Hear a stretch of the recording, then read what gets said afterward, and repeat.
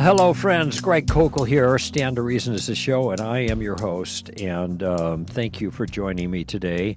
I have just bringing you up to date. We are moving strong for Texas, North Dallas, February 25th and 26th. So that means we're 4.5 weeks out. We've got 1,245 people signed up. That's pretty cool. And moving forward, I don't actually know what the limit is. A couple thousand, I don't know, but we're moving forward.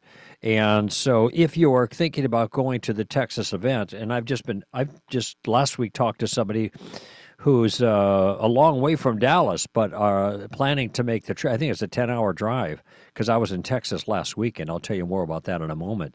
But they're making the 10-hour drive, and people, of course, fly in, whatever. So February 25th and 26th, that's our Dallas reality, From Chaos to Clarity. And we have been honing that the last 3 times, Orange County, Seattle, and then in November in Minneapolis. And we're thrilled to get back into play here February 25th and 26th in North Dallas. The website, of course, is realityapologetics.com. Has all the information there, and especially if you want to live stream. A lot of people are live streaming this event, and all the information is right there on the website for that. We got Philly in March, 25th through 26th, and I think there's still a couple more days.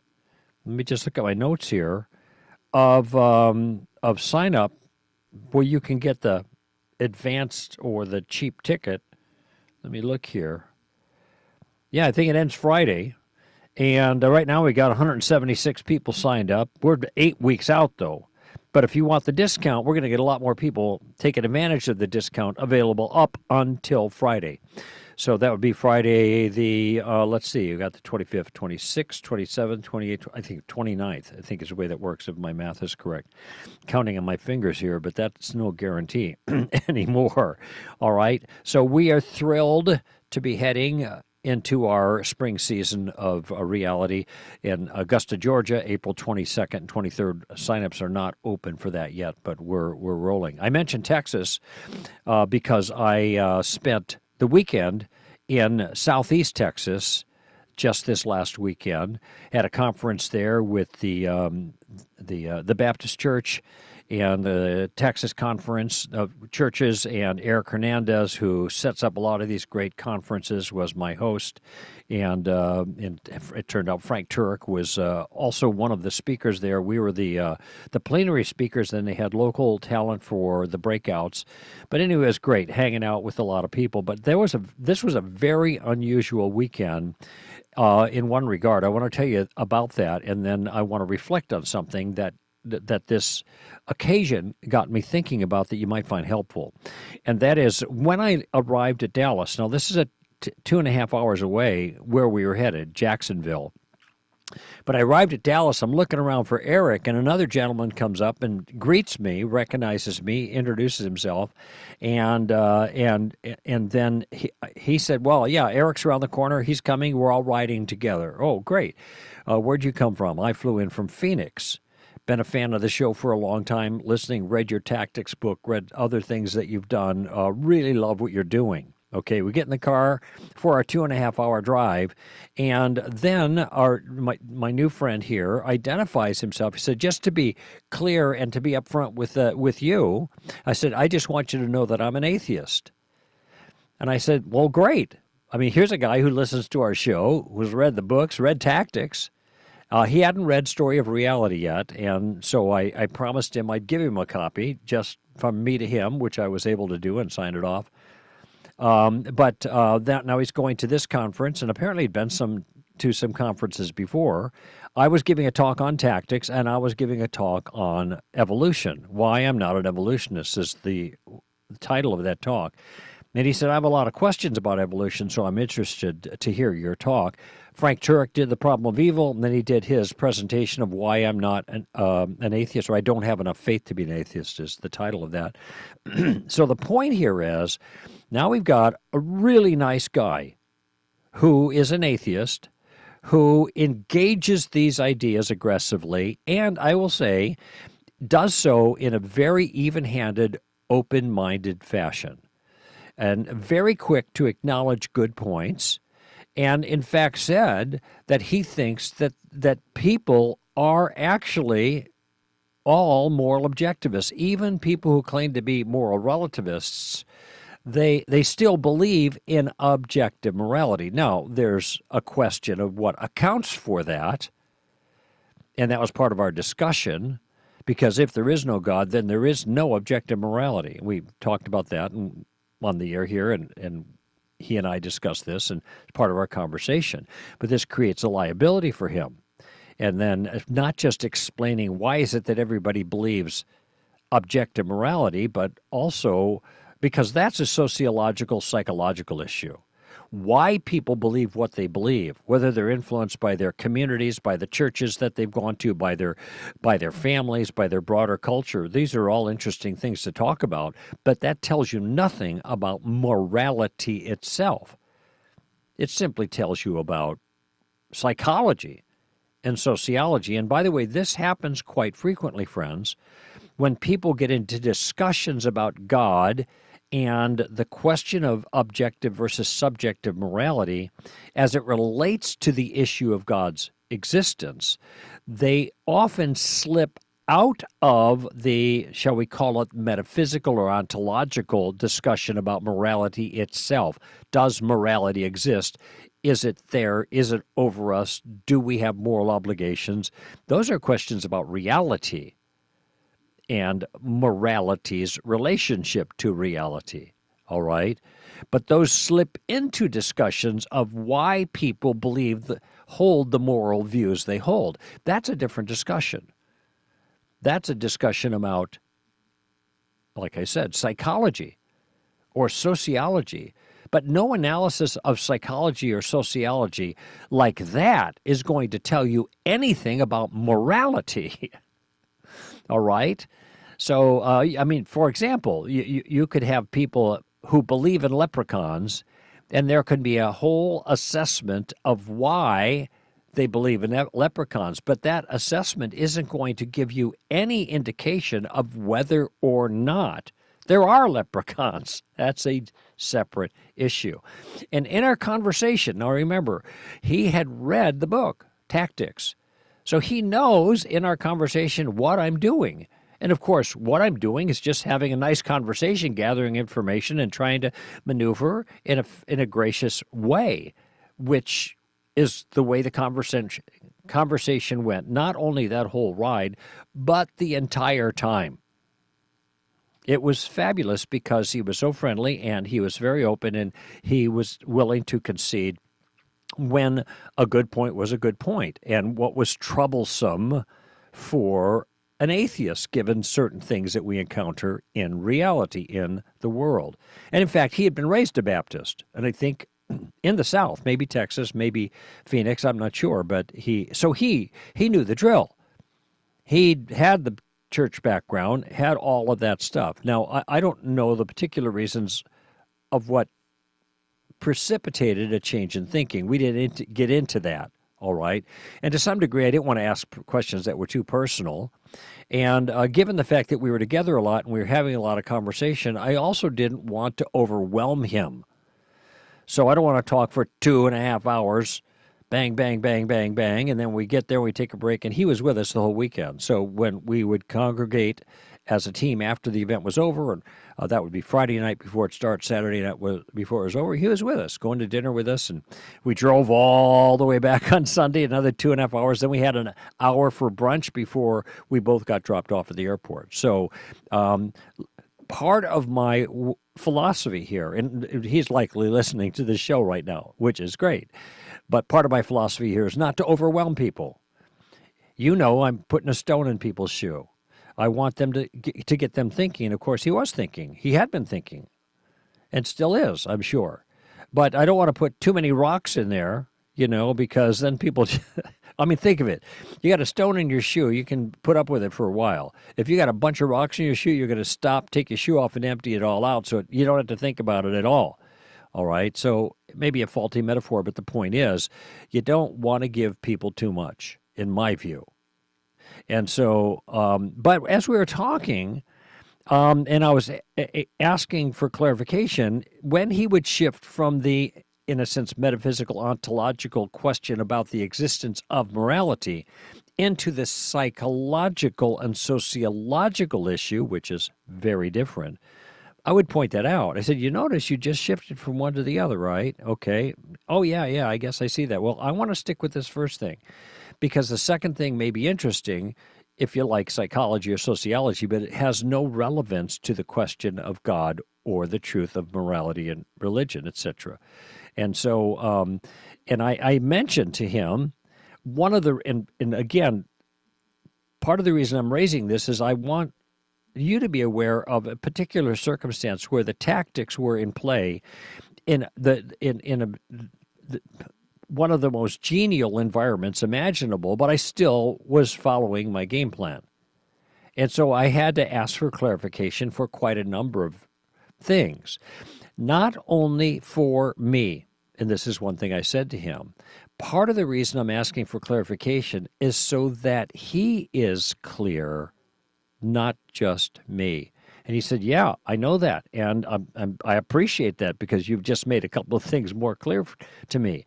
Now, notice, by the way, when you're making something clear, when you're distinguishing, as I did, between the discussion about morality and the discussion about what might make people believe in certain moral rules, when I can see that and in my questions and interactions separate the two, this then makes our job more easy. That is, it allows us to focus on the thing that matters and not get distracted by something else. And for which he thanked me because he saw that was going on. And I do mention that in the book, but I'm mentioning it now. It's not just for me. When I ask someone some version of the question, what do you mean by that?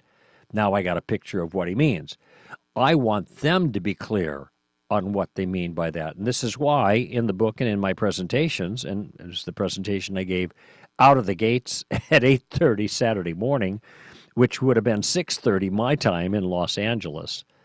Well, the point that I was making there is that when you're asking questions, you are trying to help them to see their view, and when you ask, "What do you mean by that?" sometimes you get what I call the Simon and Garfunkel response. You get the sound of silence because they actually never worked it out clearly in their mind. And so when we get information from what do you mean by that, that helps us, but it also helps them if they see their own view more clearly. And something I've mentioned many, many times in giving these presentations is when they're able to see their view more clearly and more precisely, not a distortion of it, not what I say their view is, but what their view actually is, they are going to be they are going to see the flaws in it more easily.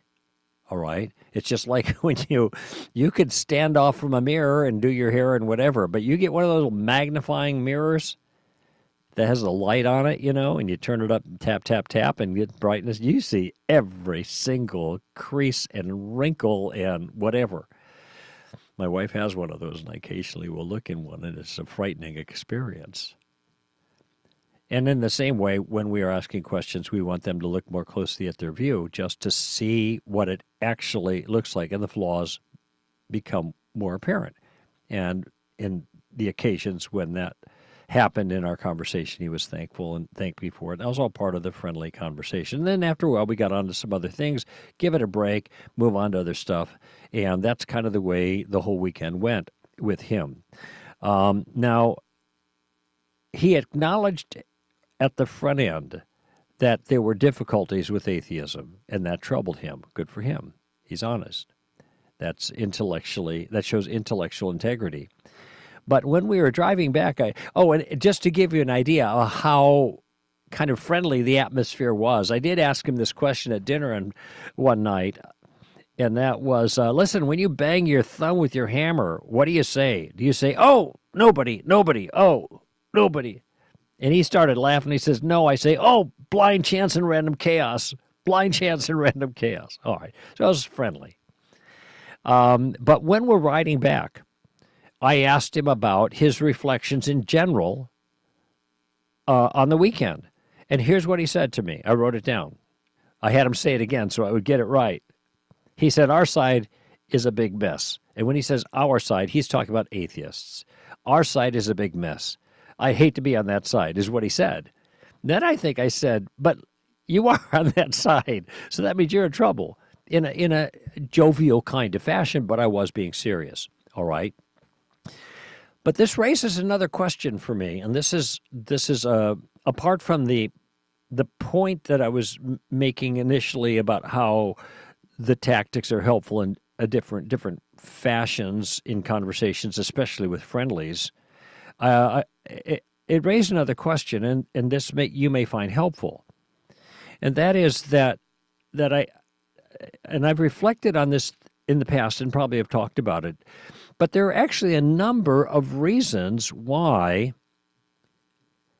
people resist Christian beliefs, whether theism general or Christian theism in particular. There are different types of reasons why people resist. So now I'm just going to make a general reflection, and I'm not going to be talking about my friend because I can't psychoanalyze. I don't know. But it was clear that he was affirming the, in a certain sense, rational problems with atheism, problems which Christianity didn't face. In fact, now I'm thinking back on it, though he may have these, I don't recall him ever raising any particular difficulty or problem or a conundrum with Christianity that would give him pause about the rational truth or the accuracy of that worldview. Again, we're not talking about psychology or sociology, talking about whether or not the claims of Christian theism are true. I don't recall that. Maybe they were part of other conversations he'd had, and I'm sure he's got those, but I just didn't hear them. But it got me wondering, because on a rational level, he acknowledged serious problems with atheism, and after the seminar, even more, with the statement, our side is a big mess. Hate to be on that side. So then one wonders, what's standing in the way? And this is where, as I've thought about this issue, I've come up with 4 different categories of things that keep people from committing themselves to the truth of Christianity. All right. And the first one, and the most obvious one, especially for those who are apologetics minded, is the rational stuff. Some people just have problems with the claims of Christianity or with details of a theistic world. Okay, I get it. I understand that. This is what we deal with all the time. People's challenges. There can't be a God because A, B, C, or D. And if there's no God, then Christianity is false. And even if there is a God, that doesn't mean Christianity is true because Christianity is flawed in A, B, C, or D. And this is why I can't believe in Christianity. Okay, so look, I get it. Those are rational challenges. And those are the things that frequently are front and center. First thing we hear. And we do our best to respond to them. That's why you listen to shows like this. And I listen to other shows, and we talk to each other, and we read books, and we're trying to bone up on answers to those challenges. And so there are rational objections. But at least in my sense, this particular circumstance, that wasn't it. I mean, you're going to talk to people who are going to acknowledge that was a good answer. I get it. Yeah, and my view has these problems that I can't solve, and your view has what I thought were problems, but those are good answers. So now the rational equation begins to shift. Sometimes the shifting of the rational equation is all that it takes to change the direction they're going. And that's because the only thing that was in the way were these rational objections. I call it clearing the brush. All these things are in the way, can't move forward. Okay, let's clear these things out of the way, then we move forward. Now, sometimes when we clear these things out of the way, we find out there's some other dynamic in play. For example, some people have emotional resistance to the gospel. I mean, think about the person who says, you know, if if what you say about Christianity is true, that would mean that my mother and father, who are now dead, who never believed in Christ, maybe they were Jewish, maybe they were Muslim, whatever, maybe they were atheists, then they are being punished for their sins against God right now in hell, if what you say is true. And if it is true, that is true too. That is the case for their parents. But they cannot countenance such a thing. I could not believe that my parents were like that. Now notice, this isn't a pushback that goes to the facts. It's a pushback that goes to a painful emotional reality one would have to acknowledge if Christianity was a fact. So instead of countenancing whether or not Christianity is a fact, they push back on it and say, I couldn't bear this, the thought of the consequence of the truthfulness of Christianity in my own life. That is an emotional resistance. Okay? Now, to me, I mean, many of you might be thinking about this is not wise. It's understandable, but it's not wise, because that sounds to me like the person who says, you know I've got this pain, but if I go to the doctor, I might find out that this pain is cancer. I don't want to find out about cancer, so I'm not going to the doctor. Well, gee, you either have cancer or you don't. What the doctor's going to do is let you know for sure so you can take care of it. But by not going to the doctor, it doesn't make the cancer go away. And so that's the liability, of course, of that particular kind of emotional resistance to the gospel. And sometimes the emotional resistance could come from a bad experience. You could have parents that were Christians, and you had bad experiences with your parents, and you don't want to go through that again. You might have been in a church environment in which there were bad experiences, and that was enough to put you off. I remember talking to a guy on a plane named John. John told me as we started to talk, I draw him out with some questions, and he asked me what I did for a living, where was I going, and that, brought up the broader issue, and he told me I'm not a Christian. And then he said, I used to be a Christian, but I'm not anymore. In fact, I used to be a preacher's kid. I said, John, how do you used to be a preacher's kid? Did your dad die? He said, no, my dad didn't die. It's my dad's no longer a preacher. Oh, I got it. And then he says, my dad's no longer a Christian. Now, let me ask you something. Do you think there's some baggage here? Absolutely.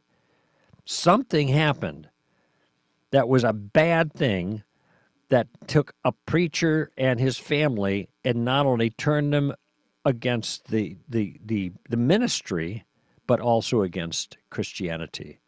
All right? So quite likely, his main objection, this person, John, the guy on the on the airplane that I was sitting next to, quite likely this person's actual barrier to Christianity was emotional and not rational. All right? So that's a second category. And you can imagine other circumstances. I know of someone whose grandfather died when she was young, and she's been hostile to Christianity ever since. And God, if there is a God, how could he let my grandfather die? Now, of course, you and I know, when we think about it, what do you think? If there is a God, that everybody's going to live forever, no one's ever going to die? I mean, that doesn't seem to be a reasonable objection. It's not a reasonable objection, it's an emotional objection. So there's a whole host of barriers, I guess, that people have to moving forward that fall into that category. So you got rational reasons, you've got emotional reasons, sometimes you got prejudicial reasons. Now, what a prejudice is a prejudgment. And sometimes these may be related to emotional things, but I'm just specifying it as a separate category. A prejudgment, this is where you judge something on characteristics that are unrelated to the judgment. Let's say, I'm trying to think of a good example. Let's say you saw a homeless person, and because they're homeless, you think, oh, they're on drugs.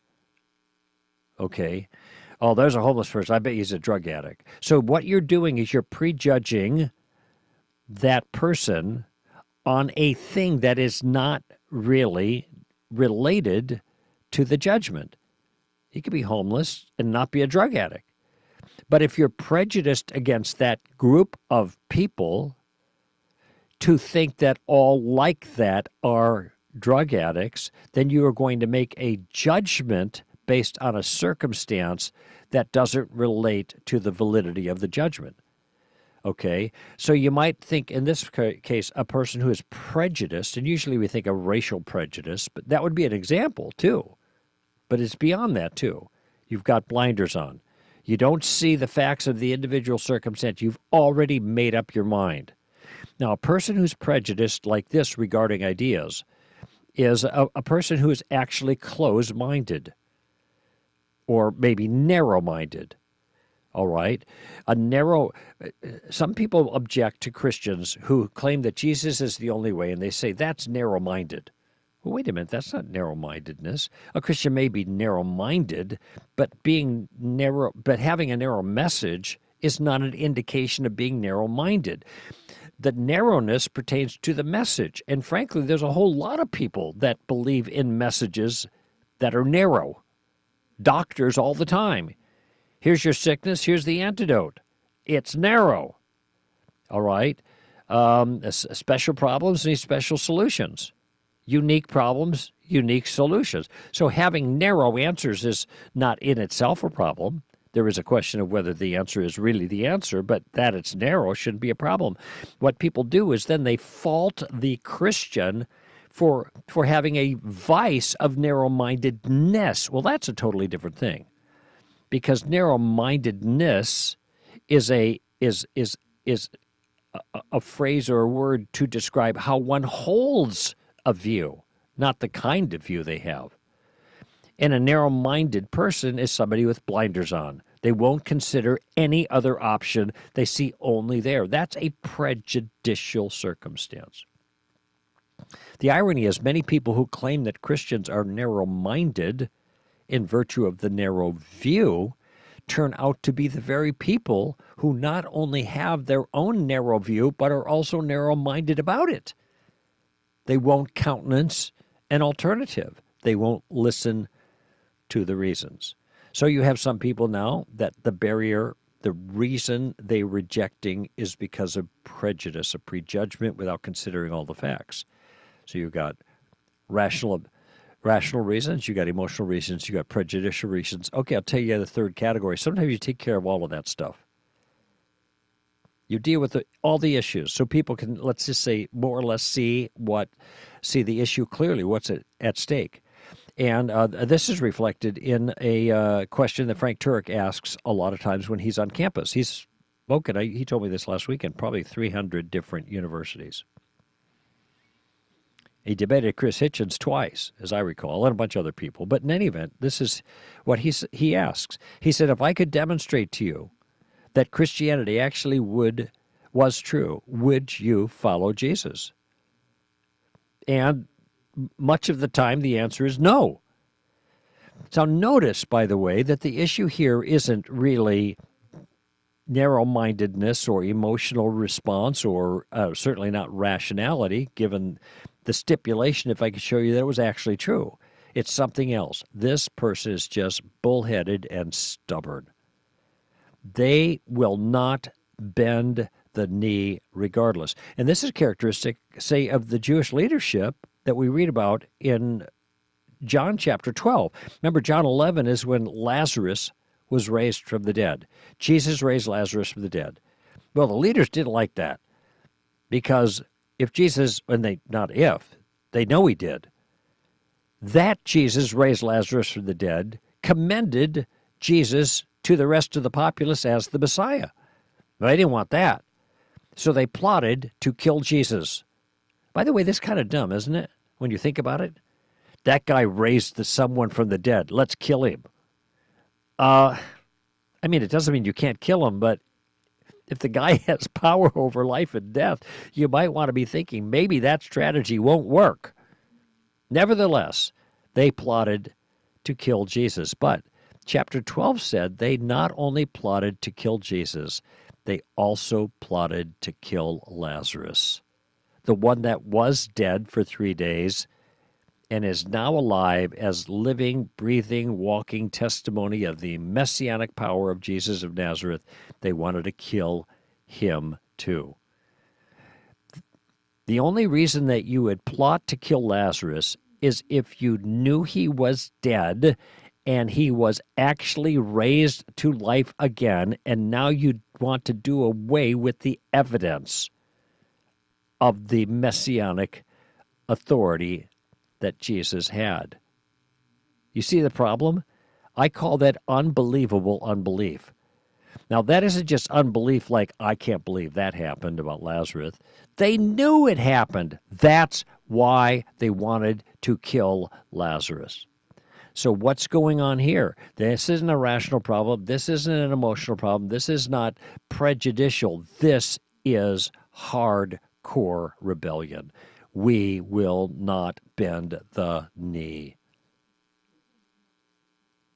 And my suspicion is, in many cases, a resistance, once the emotional issues are addressed, or the prejudicial issues are addressed, or the rational issues are addressed, and then there's still no movement.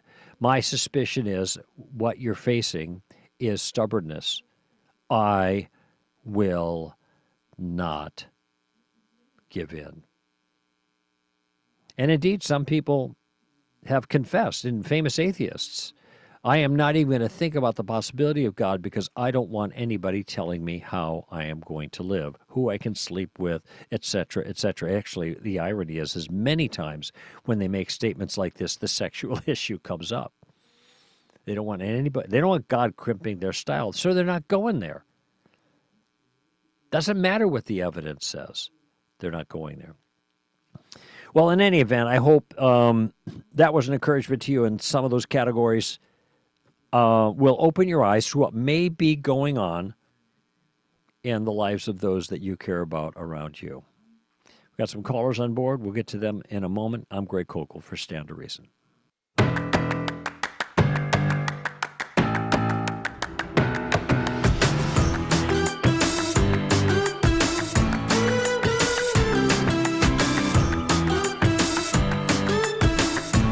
All righty, friends.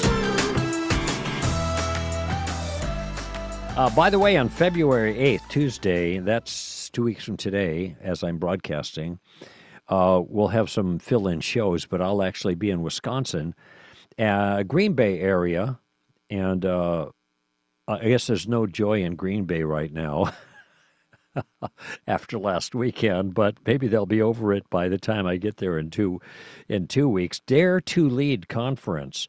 It's a 3-day conference, actually, and it will be February 8th, Tuesday, when I will be doing my presentations on tactics. So that's my contribution to that event. Tuesday, February 8th, Green Bay, Wisconsin. I looked at my information, and all I found was St. Mark's Ministries. I mean, I get what I need for the moment, but I don't have the full play out of everything. So St. Mark Ministries. Probably the full details are at str.org underneath my schedule, and you'll just have to go and find out the details there if you're in the area and would like to be part of the Dare to Lead conference, at which I will be speaking on Tuesday, February 8th, okay? All right, let's go to our callers. And is that number one? Yeah, let's go to Louisiana and Joshua. Joshua, welcome to the show. Hey, Greg, thanks for having me. Sure. So something I've been pondering recently and have in the past, but never delved too heavy into it, hoping to get your thoughts on it. All right. It's in regards to the cosmological argument, and specifically how God created the universe, which consists of time, space, and matter. And just trying to kind of work out the question, if time was created, then when did God create the universe? And right. I've heard Bill Craig talk about the A and B theory of time. And yes. I think I remember reading a few years ago something about logical priority. So Well, there's See what you have to say. yeah, I actually took a course from Bill Craig on this issue, William Lane Craig, and I think it was 1994 that I took the course, and it was only the second time in my entire life after high school that I got a C in a course. And if you get a C as a grad student, this is like bad. That's like an F. You don't want any C's at all. And I've chided him about that since then. He's all embarrassed. But in any event, I learned a lot in that course. This is why I was bothered by it, because I thought I should have gotten a higher grade. Nevertheless, I do know Bill's response to this, and I think it makes sense.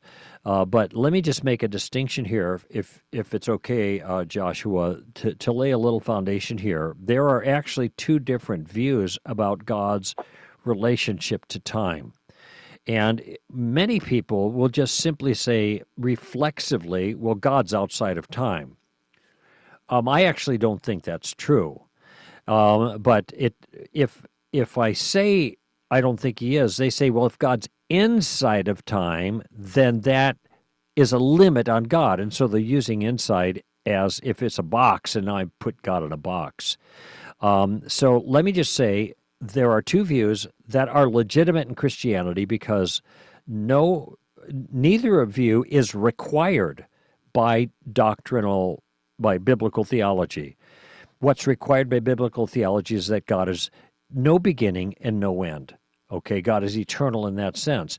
But there is nothing in the Bible that dictates a particular view, whether God is temporal in time or not. All right? So that's the first thing. The second thing is the way you could know whether any being is in time, that is, participates temporally, is if anything happens with regards to that individual. So, Joshua, you called, let me see, like, what about 20 minutes ago or whatever it was. And now, notice the word now, you are talking to me when then you were waiting to talk to me. So the waiting to talk to me was in the past. I don't mean just in your past. It was in the past. And you were there too in the past. And now, at this moment, we are in the present, and there is a future, which is the rest of our conversation. So I just want you to, so we are participating in time. How do we know that? Because there are things in our past and there are things in our future. We were doing one thing, then next we did something else, and the first thing is in our past. So whenever there's any changes with regards to a person, we know that that person is participating in time. Does that make sense? Yes. Okay. What Bill Craig calls it is tensed facts. So it is a fact that you were, Joshua was waiting on the line to talk to Koukl. Okay, so that's a tensed fact. Okay, now the question is, are there any tensed facts that apply to God? From God's perspective, did he create the world and then, at some future time, enter the world in the person of Jesus of Nazareth? And if the answer to that is yes, then that means God is temporal. Because in his own experience, time has passed. He's interacting and doing things. And of course, the Bible is a record of him interacting and doing things. And if he is interacting and doing things, then that means he's accomplishing acts in time, and not just as if time is over there somewhere and he's tapping on it, but he's outside of it. Even from his own perspective, things are happening. One thing, then the other, like creation, and then somewhere later, call of Abraham, and somewhere later, giving of the law, with respects to God now, somewhere later, incarnation. All right? So this is the reason that I think, and Bill Craig thinks, God is temporal now. But in his view, and there are others that disagree with this, but I think this makes sense. prior to the first act of creation, which is what your question is about, prior to that, God was timeless. So if God's timeless prior to that, that means nothing is happening for God. Nothing is happening. There are no changes of any kind. He's not thinking discursively. He's not counting to himself, Everything that he knows in virtue of his omniscience, and there's a stillness about him. Nothing's happening. That's what means to be atemporal. So if if God is outside of time right now, then nothing's happening for God. Never did and never will. Okay, that's, I think, a problem. But what Bill will say is his act of creation was the first moment of time because it's the first thing that happened that became a past tense fact for God. So when we say, as your question offers, time when God created, well, the when God created was the first when. That is, it was the first instant of time. And then after that, he did more stuff. Things are happening, and as things are happening and changing, and people are doing things, and God's doing things, time is marching on. And will continue to march on forever and ever. Things are going to be happening. Now, human beings will never experience an eternity. God does because he never began and he never ended. There is no age to God, but we will always have an age, even though we will live forever and ever. We will always have an age, so we will never be eternal. But as we live forever and ever, there are things going on that involve us interacting with God, apparently in heaven. And that means God has to be temporal in order to do that. I don't see how it's possible to have a relationship with God, an interaction with God, unless it is in the moment, even for him. So just to sum up, Joshua, I'd like to hear your response and what you think about this. The Bible doesn't require that God be outside of time, only that he have no beginning and no end. I think it's quite likely there was no time until the moment of creation. And the first thing that God ever created marked the first moment of time for everyone, including God. And we have all been participating in time, humanity, et cetera, and God ever since, and will always be like that.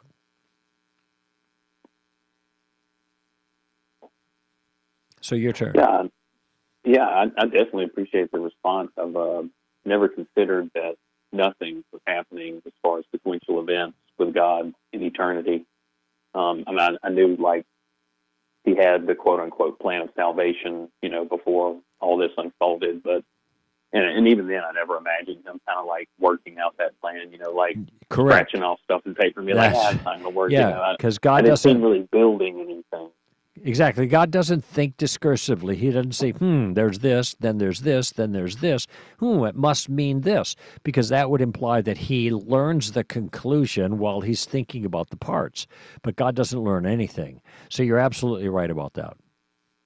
Yeah. It's just odd to think of him as a being in a permanent or nowness state for no time. That's right. We try to think of that as a time limit. What time? This amount of time. What time does is it separates actions, or another way of putting it is time keeps everything from happening at once.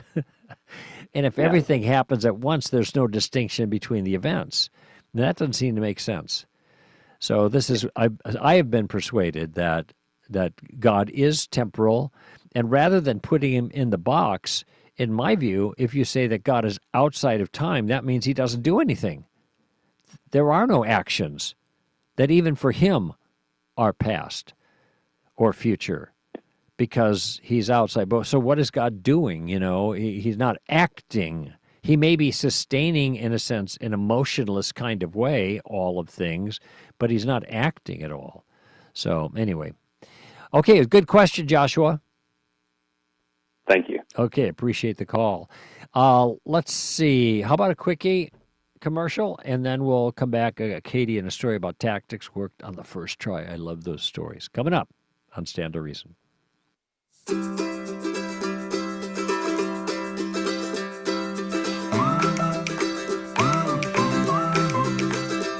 Greg Koukl here, giving you a piece of my mind, as I do every Tuesday, characteristically, from 4 until 6 p.m. Los Angeles time. That's PST?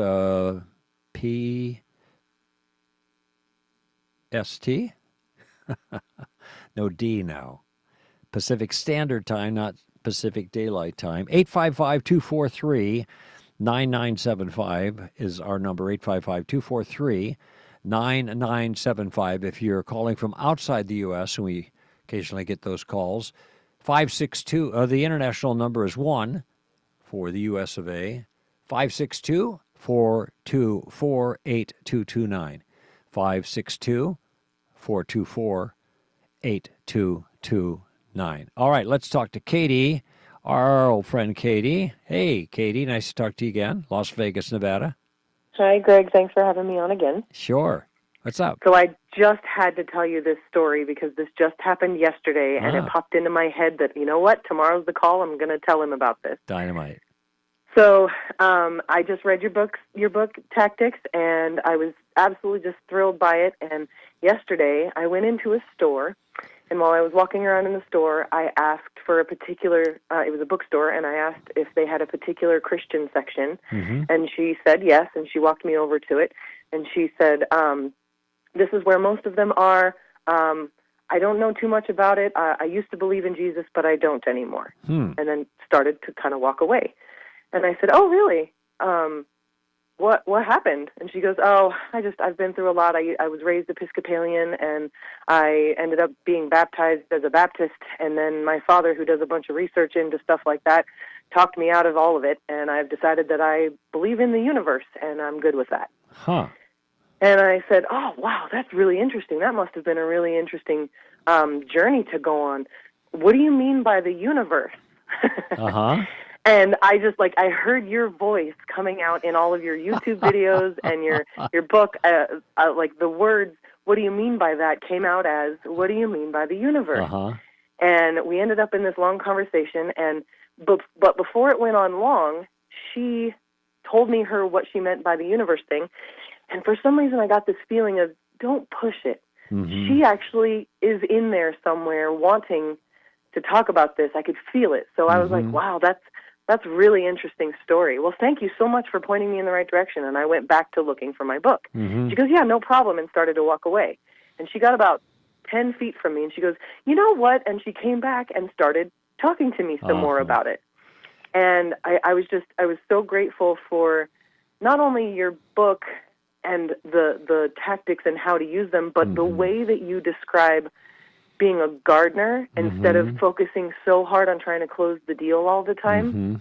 It was so helpful to be able to be okay with patiently turning my back on the conversation, knowing that if God had something to do, he was going to do it. And she came back and we started talking, and I went through so many of the steps, and I asked her, what do you mean by that? And we ended up, I asked her that a couple of times for a couple of things, and we ended up getting through the end of our conversation to a point where she said, yeah, I just, God saved me from some tough things in my life. She had been a drug addict and had gone through all kinds of really tough things in her life. And she said, I know that God got me out of a lot of that. And so I know there's a God. I call him the universe, but I just don't believe that Jesus was the Son of God. I'm sure, I think he lived. I think he was a great guy. I think he taught a lot of good things, but I just don't believe he was the Son of God. And I said, why not? And we ended up going down that rabbit hole. And so finally she got to the end where she told me kind of tearfully that she believes in God and that he did something good for her. And I ended up finally saying to her, if you believe in God and that he was able to save you from the jail cell, what about the eternal jail cell that you might end up in if you're wrong? Goodness. Wow. And she said, well, You had to go and say that, didn't you? And Because I said, now I'm not it's trying getting... to... Go ahead. What's I'm sorry. that? No, go ahead. You keep going. I don't want to interrupt you. I said, I'm not trying to push you in any particular direction. I'm not here to convert you, just like I've heard Greg say. Mm-hmm. But I just wonder, when you're so convicted that God was the one that saved you from that jail cell, how you wouldn't think that he could save you from the eternal jail cell that you might face. Right. And if that's not something you're worried about, hey, I get it. That's totally fine. But if it is at all a possibility in the back of your mind, wouldn't you want to know? And she kind of said, well, tell you what, can I have your phone number? Because I really now, I think I want to think about this. And if I could I call you with questions? And so she has my phone number, and she's even texted me a couple of times since I left yesterday to say, hey, I've been thinking more about it. I can't wait to talk to you. Oh, my goodness gracious. I am, Katie, I am so proud of you. You are my hero for the week. Wow. Good for you. Good for you. Thank you so much. I want to walk, just for the sake of the other listeners, I want to walk over a couple things, because when this gal said that she used to be a Christian, whatever, and isn't now, when you said what happened, that was perfect. But I want to point out that that wasn't, that was your first, what do you mean by that question? Oh, yeah, you're right. Yeah, that's all that was. Well, what happened? What do you mean by that? I'm just trying to emphasize the flexibility of this. We're only got a minute or so to go here, but I just wanted to underscore this as I applaud you. Kudos. And then my father talked me out of it, and then the universe. Then you go, well, what do you mean the universe? I had an exact conversation just like this with a waitress in Seattle, which I don't have time to go into, but it was the same kind of thing. Now the universe takes care of me. Well, what do you mean by that? What do you mean by the universe? So there we go. And then your instincts of not pushing it were great. And in fact, you didn't need to push it, because she was talking with you, and then she came back with some more, and then she asked for your phone number long term.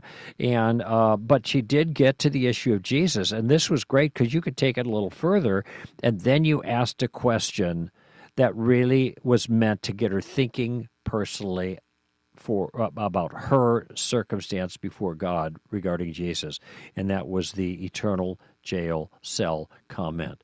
And then she said, you had to say that. What does that indicate? That indicates that she's already aware of that concern. She's already aware of that concern, but you just kind of poked at it a little bit, and you did it in such a friendly way that she was willing to respond honestly, but in a friendly way, because you're touching on something she really needs to think about. Now she's got your number, and you're carrying on.